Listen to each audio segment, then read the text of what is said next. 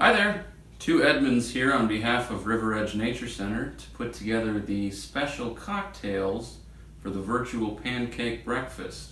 So we've got two options here that we're going to be putting together today. One is an all ages, anybody can drink it option.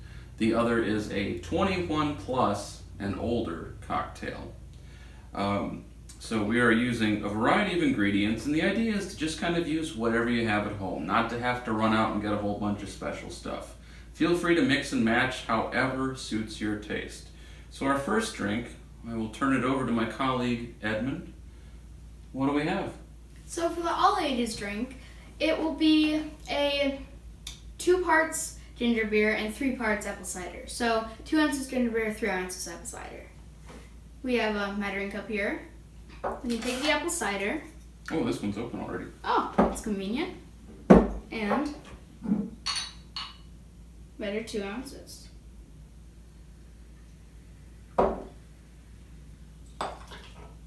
Then we go over to the apple cider and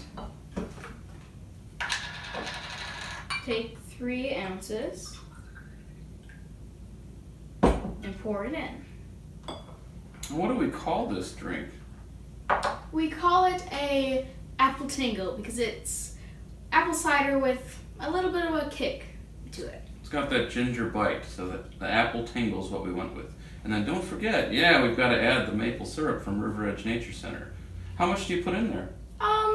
About 1.5 ounces or so, but it's really just to taste. Probably not that much. Probably more like 1/4 of an ounce. 1.5 ounces would be crazy sweet. So we're measuring, that would be 1.5 ounces. So about 1/4 of an ounce, I'd say. But to taste, you can mix it up to your preferences. My kid's got a sweet tooth.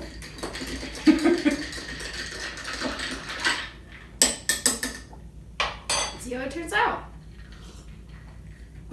It's good. Is it all right? Yeah. Okay, fantastic.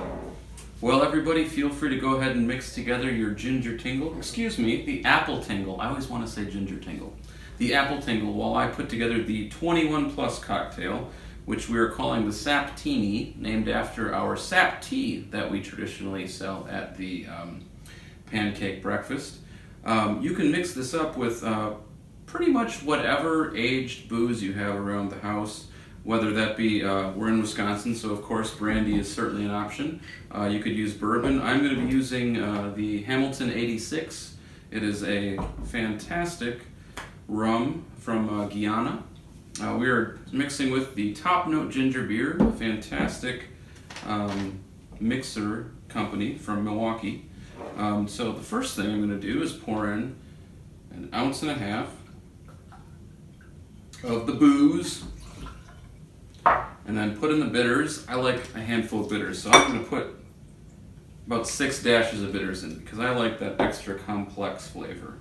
To add some citrus, I happen to have a blood orange laying around, so I'm going to squeeze that in. It's a really nice flavor. You can also, if you'd like, put in some cherries. I just have these frozen cherries right here. You can muddle those into the glass if you like. Muddling is just a fancy word for smashing something into the bottom of a glass. You can use anything to do that. You don't need a special tool. So then I'm going to add about 2.5 ounces of ginger beer.